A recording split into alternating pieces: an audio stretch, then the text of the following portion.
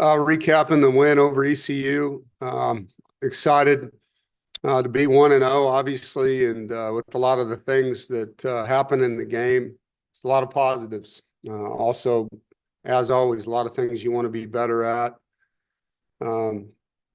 Loved how we started, 4 straight 3-and-outs on defense, offense moving the football, playing really efficient, running the ball well, catching, throwing, and got out to a good lead and just had a lot of little things derail drives on offense, and I'll get into that. But one of the areas that we put a lot of emphasis on from last year to this year was starting fast. And with a lot of new parts, particularly on defense, I was excited to see what we'd look like, and thought the guys really did a good job executing early in the game. First drive, ate a lot of clock, got points. I think we were 12-3 in the time of possession in the first quarter. And so really had put ourselves in a good position, building a 17-point lead. And disappointing, that we let them back in the game, got in the red zone on two drives where we had penalties that are on us to not have, one a late hit after, Teague's trying to be physical and hits a guy after the quarterback was tackled and backs us up into a long yardage situation, a holding penalty on a tight end on a really good counter play. And both of those penalties in the red zone, ended up being drive killers, and then missed 2 field goals that are makeable kicks. And so, a lot of things that we can correct. That's the good part. And areas that, we're going to spend a lot of time focusing on. That's the beauty of playing a game, is it's a truth teller. You find out where you're at, the good and the bad. And so this week is about that. It's about identifying areas per player, per unit that we want to really improve between this week and next week with our game. And one of those, obviously, is finishing, getting in a lead and being able to finish somebody. And not that we didn't finish, the defense did a tremendous job with a 4th down stop, but just that really second and third quarter window where we could have played better to put ourselves in a better situation to close the game. And there's a lot of reasons for it. It's not one thing. It's, a few focused things with penalties and some young guys playing in the game. But I like how our coaches work together. I thought the players were awesome, very coachable on the sideline, took corrections, made adjustments. Offensively, I thought CJ played at a high level, was really accurate down the field, made plays on his feet. The skill guys caught the ball well. Wesley and Teddy obviously had explosive games for us, and Justin Jolie played really good without the football. He made some catches, moved the chains for us on a couple runs after the catch. Terrell and Noah and Keenan all played really hard. I thought our pass protection was solid, and we gave up 1 sack, and it was on a play that CJ tried to extend. And if he would have taken his check down, we would have prevented that from ever happening. But to only give up 1 sack against a team that pressures a ton, it was good. Our tight ends in general, I think that room is as good as it's been, and it's versatile. Justin can do a lot of things, obviously, in the pass game, but he's improved himself immensely as a blocker. And, Cody Hardy and Dante both were physical in the run game. I thought both our offensive tackles, Jacarius Peak and T. Anderson, had a good game. Both played well. Jalen Grant was very consistent inside at center and was physical. It was good to see him play physical. He had 5 pancakes in the game. Anthony Carter was very consistent. We rotated guys at the right guard with Kamen Smith and Spike Souls, and both will get better. 2 young players. Did some good things and did some things they got to get better at.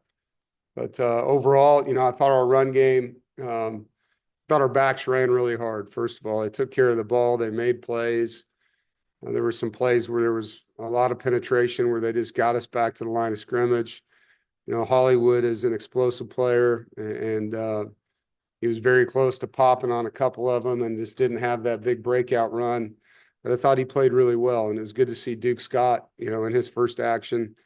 We had too many plays minus yardage plays in the run game that we have to correct. And obviously, when you're playing against a defense like we were that blitzes a lot, you got to handle movement. And at times we did really well with that, and at times we didn't. And so an area we need to improve. I love that we were 100% on short yardage. Offensively, running the ball and with a down the field throw that ended up being a pass interference. The negatives, we had 2 pre-snap penalties to start the third quarter, unacceptable. And like I mentioned in the red zone, we had to settle for less than touchdowns. We had 2 touchdowns down there. We want to be 70% or better. We ended up 50%. On defense, 3 fourth down stops. Those are like turnovers in a game, and one of them to close the game out. We stopped the run. A team that rushed for 300 yards on us a year ago, we held them to less than 1 yard a carry. I think 29 yards on 30 carries in the game. Really a group performance when you talk about stopping the run. I thought our DBs tackled well with the exception of one play. Our corners really tackled well in the game and had some nice open field tackles on Anthony Smith, who's a talented receiver. We only surrendered 1 touchdown in the red zone, held them to 2 field goals, one which they missed, and stopped them on fourth down. The thing that I loved was just the fundamentals. Guys were playing square. They were shedding blocks. They were disruptive. We had 11 plays in their backfield. Only had 1 sack, but had a lot of hurries that helped our coverage. I thought Kean Sloan and Sebastian Harsh were standouts in the game. They were really disruptive on the defensive line in their first starts for us. And it was really good to see Caden Fordham back out there. I thought he looked like his old self. It's a big hurdle. You go through a bunch of them when you're coming back from, being out as long as he was. And that live game is the last of those hurdles. And so his confidence is through the roof. I thought he played well. He was physical. He played fast. And so it's nice to have him back. And, him and Sean and AJ and Kenny, it was a good rotation in there to keep those guys fresh. Negatives, we had 2 third and longs they converted on, and we can't let that happen. And we had a substitution issue, which is on the staff, not the players, that led to that touchdown. We should have got him down. That was the one tackle I was talking about. JJ had a chance to knock the tight end down, didn't wrap up. But we shouldn't have been in that situation against a tempo team. So it's something as a staff we have to do a better job for our guys. On special teams, I thought Noonkester was exceptional, did a great job, great hang time. They had no returns in the game. And we didn't get any returns either. We didn't have a punt return and didn't have a kick return. So the biggest area, special teams wise, is just getting back to making kicks. And we have talented kickers. We have confidence in those guys. And I look forward to seeing them bounce back. Like I said in my post-game press conference, I thought our crowd was awesome. It was a great environment. There's a ton of recruits there, their families there, our student section. It was the heartbeat, the pulse, the thermostat of that stadium. They were incredible, and they brought it, and we thank you for that again. And as you know, we play at noon this week, and so asking you to get to bed early or stay up all night, whichever you prefer, but be at the stadium on time and get there and have a good time. Our tailgate's amazing, and get in the stands and be there for the kick and stay for 4 quarters. It's a big game this week. Virginia's coming off a big win over Coastal. They looked really good in that game. Had a kick return for a touchdown, blocked a punt. You can tell they've worked really hard in recruiting and development. I think their receiver core is really impressive. Number 6, Ross, had a big game, over 100 yards receiving and a kickoff return for a touchdown. Number 11, Harris, jumped off the film with his speed. The running backs run hard. Their quarterback's a good football player. Head coach's son, Morris, has been around, has been at a bunch of different programs, and he's gritty, he's tough. You can see him make plays on his feet.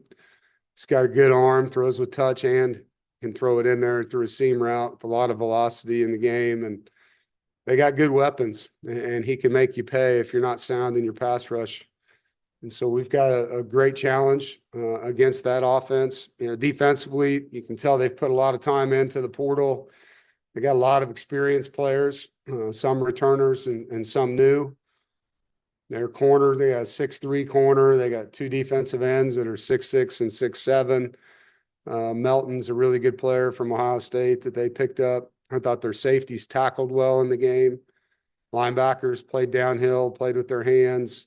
They got big inside guys, and they got a good rotation. They got good depth on their front. And you can tell the kids know their scheme. You know, they do a good job coaching.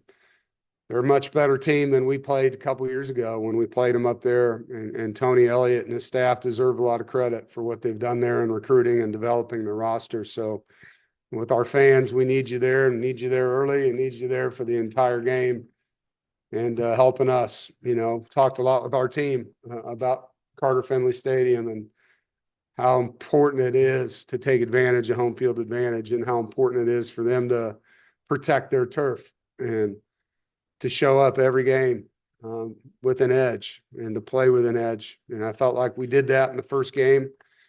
Was really excited about just the way these guys prepared, how they practiced, how coachable they were. And the day after the game, you know, guys were excited to be coached.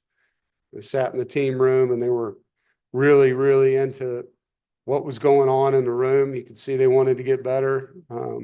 Met with them this morning and same thing, you know, talk to me about what you got to fix on film. What do you have to be better at? And guys just throwing their hands up, open to criticism, open to ownership. And so those kind of things make it fun, you know, as a head coach. So look forward to this advancing, you know, from one week to the next. And it was a great weekend of college football. You know, that's the advantage of playing on a Thursday. You actually get to watch some games, a lot of one possession games. I'm proud of the teams in the ACC. There's a lot of good wins in the league, and a hell of a game last night with Miami and Notre Dame. It was fun to watch that football game. Any questions? Rob, you want to start us off? Yes, ma'am. Dave, you just mentioned the ACC. Just to sort of expand on that, Georgia Tech obviously had a good win. Virginia had a good win. FSU, Miami. I think Virginia Tech, even their defense did really well against South Carolina. The depth of this league, do you consider it sort of underappreciated? And what are your thoughts on the ACC relative to the other conferences in the country? Well, yeah, I mean, you got to do it on the field. And, you know, like you mentioned, there's a lot of interconference play in week one. So you got to see, you know, Florida State had a great win over Alabama and Georgia Tech over Colorado. Obviously, Notre Dame's an independent, but a great football team. And it was great to see Miami finish that game and get a win. And underappreciated, I would say, is an understatement. I think year in and year out, there's, you know, maybe not the top 10 number of teams that you see maybe in a couple of the other leagues, but the quality of our teams across the board and the depth of our conference.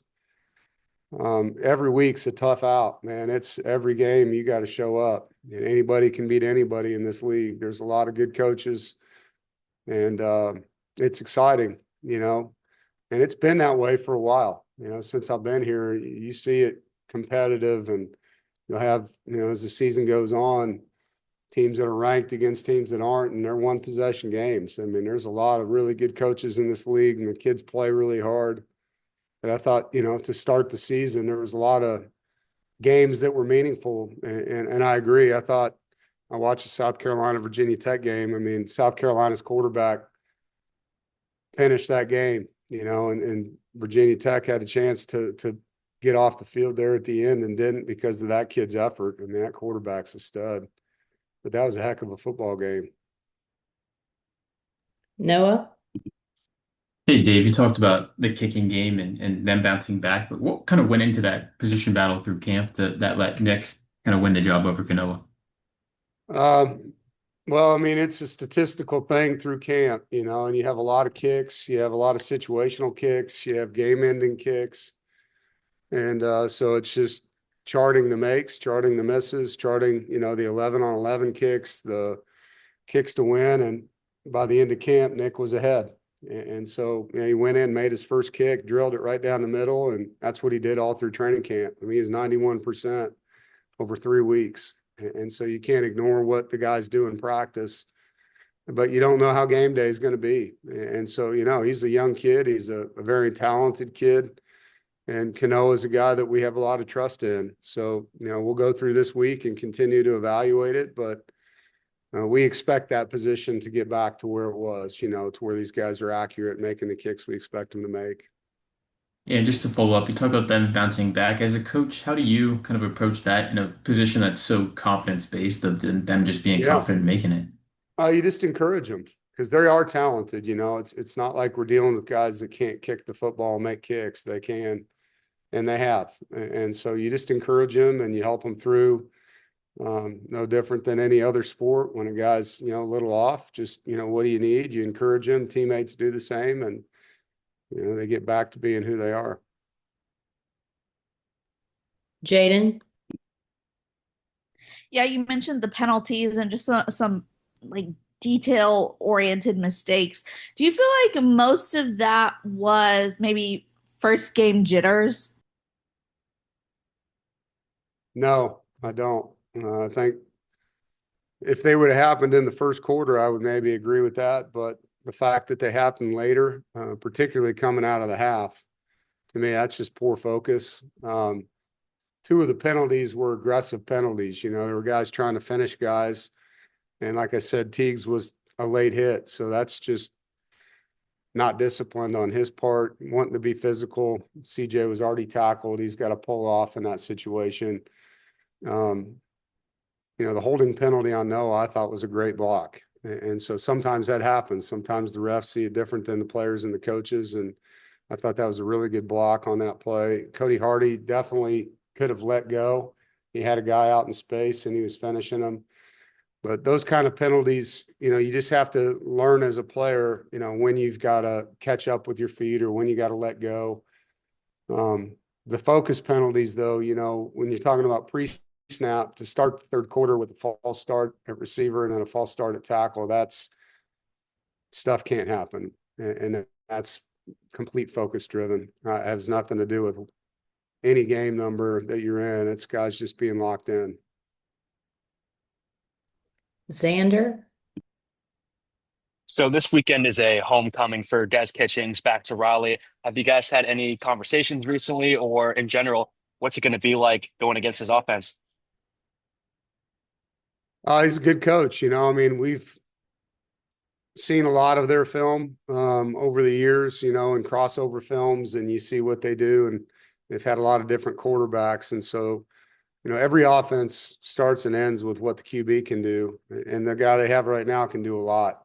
And so we know that they'll be balanced. We know that they'll, you know, run the stretch. And that's been a big play for them. And their tailback runs really hard. You can see that. I mean, the biggest thing that jumps off the film with their offense is just the receiver skill.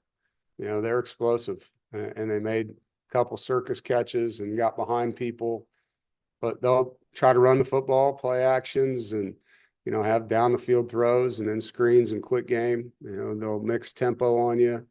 So, you know, looking forward to the competition, and it doesn't matter who's coaching on the other side of the field. It's about us, you know, it's about us going out and executing our plan. Of course, and then going back to the previous matchup in 2023, Virginia had a lot of what you would call those focus penalties, mental mistakes, and late in the fourth quarter. What have you seen now on film as that team's gotten a lot more older and experienced with their slew of transfers?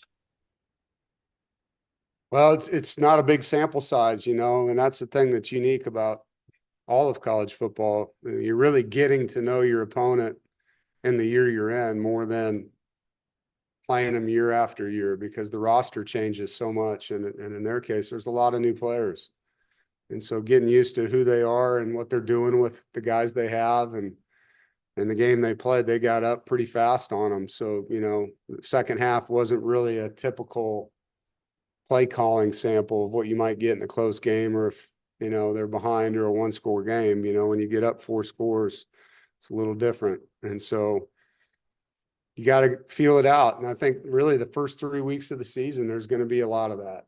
There is. And it's going to be no different. We turn around and play on Thursday in game 3 against a team with a new staff, with a lot of new players. And so, you know, until you get 3 or 4 games on these teams, you're not going to fully know all the ins and outs of their personnel.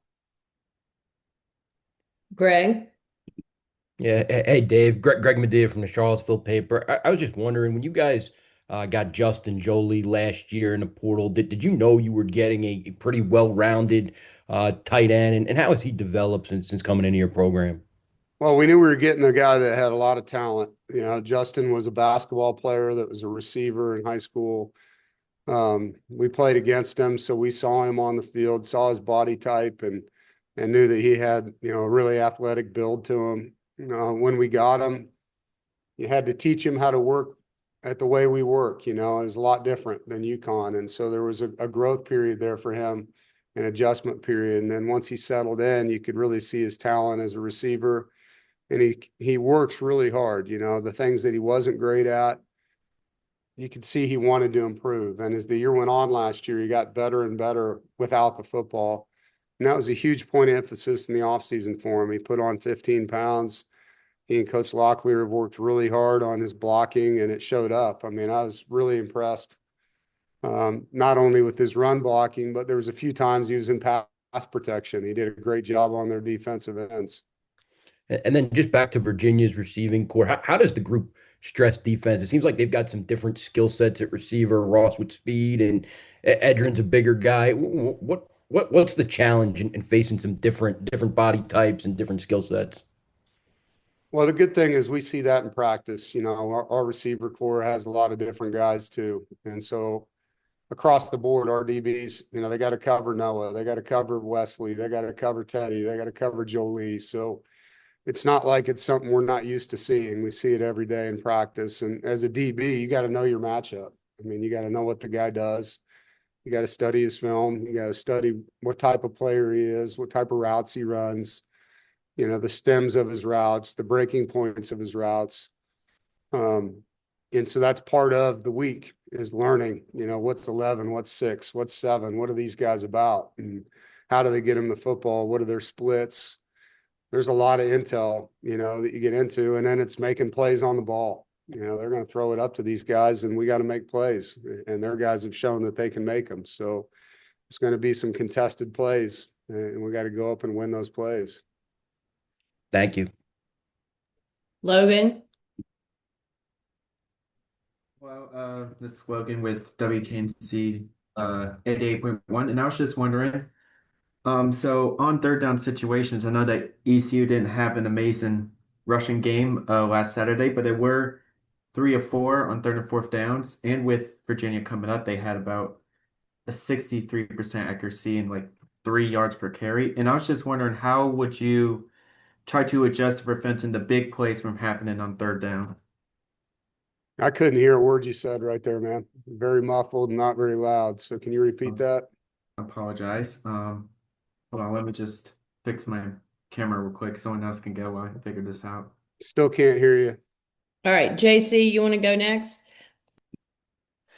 You referenced the missed tackles. I think PFF only had 4 missed tackles. Did you guys do anything in summer camp that maybe prepared the physicality for the first game and that led to less tackles, or was it pretty much same old, same old? No, obviously DJ's got his way of teaching that, and I think there's been a lot of emphasis on tracking. We call tracking ball carriers, and where our eyes are on players and how fast we practice, guys getting to the near hip in an athletic position, even when we're not tackling, where there's more confidence that you're making plays.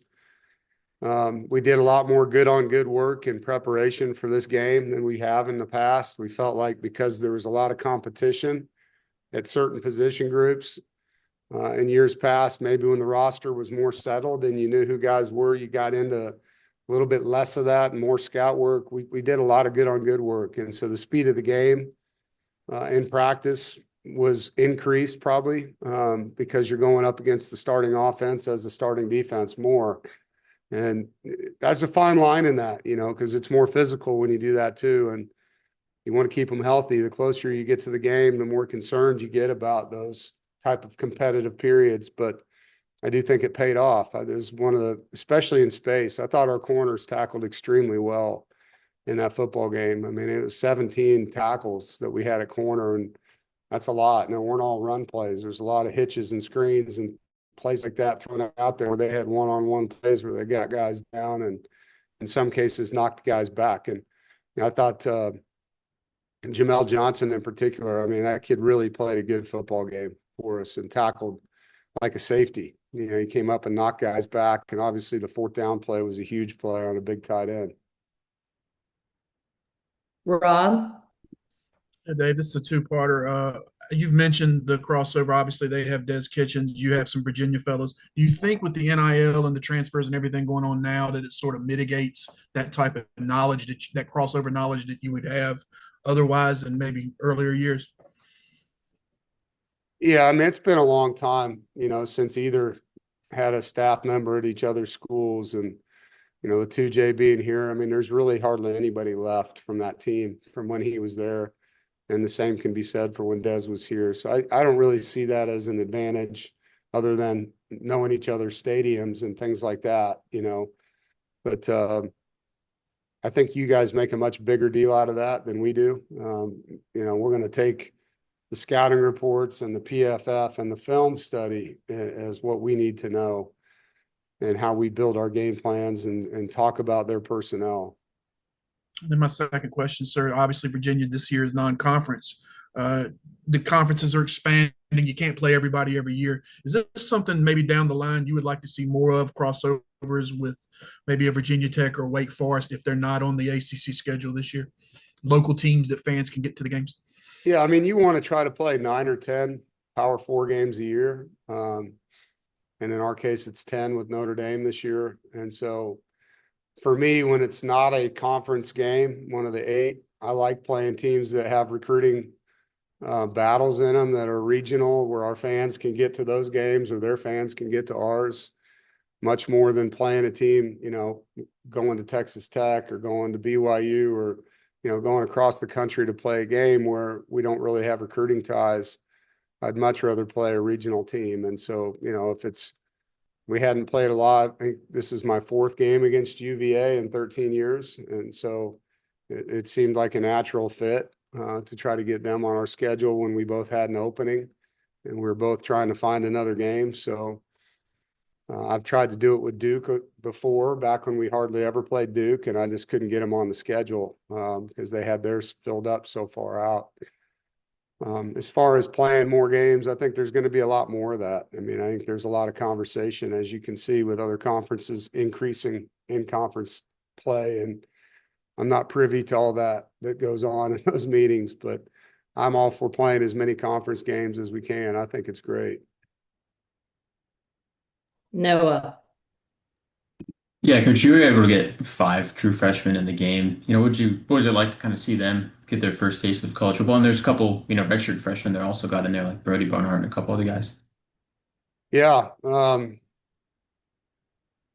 I'm excited to see their growth from week 1 to week 2. You know, I think there's a lot of nerves in those games for those guys, more than we probably realize as coaches. Ronnie Royal played his first full game. Brody Barnhart played his first full game, both redshirt freshmen.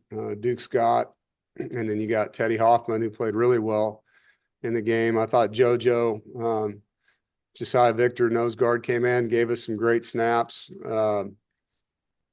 There's a bunch of them that played, but it's fun to see. You know, Spike Souls got in at guard and played a bunch of snaps. Chase Bond got in defensive end, had back-to-back tackles. And so these kids have worked hard, and the ones that have earned the right to be out there, they get out there and play, and those reps are going to build confidence for them. They're now going to understand when coaches and players are all talking to them about how we practice and how hard you need to go and practice. You're ready for Saturday or for game day. They're going to learn a lot from that. And for us, we need these guys to come on, you know, because the talent is there in some of these young players. And so the future is now. You want to get them out there, get them ready, and know that as the year goes on, they're going to get better and better and better.